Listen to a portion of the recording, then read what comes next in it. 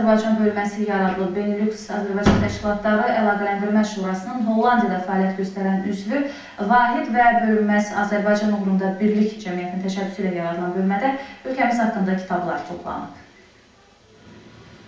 Vahid və Bölünməz Azərbaycan uğrunda Birlik Cəmiyyətinin sədri İradə Uluxanlı bildirib ki, Azərbaycan həqiqətləri və ermənilərin ölkəmizə qarşı apardıqları işğalçı siyasəti barədə müxtəlif adda kitablar bu kitabxanaya təqdim olunur. Kitabxana isə bütün Hollandiyada məşhur qiraət ocağı kimi tanınır. Mart ayının əvvəllərində cəmiyyətin təşəbbüsü ilə Martli şəhərinin mərkəzi kitabxanasına kitab təqdim elədi.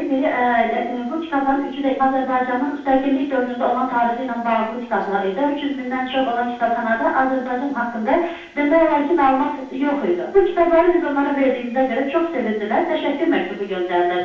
Bundan sonra kitabxanada Azərbaycan bölməsinin yaradılması ideyası gündəmə gəlib. Heydər Əliyev Fondu tərəfindən Xocalı faciəsi, Dağlıq Qarabağ münaqişəsi, Qarabağ həqiqətləri ilə bağlı nəşr olunan kitablar, bukletlər və habelə digər materiallar kitabxanaya təqdim edilib. İndi həmin kitabların Hollandiya üzrə Vahid kitabxana şəbəkəsinə daxil edilməsi qərarlaşdırılıb.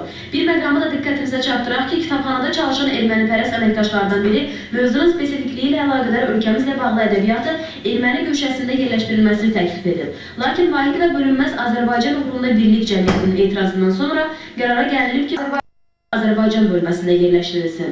Zərifə Rafiqızı, Sahil İskəndərov, xəbərlər.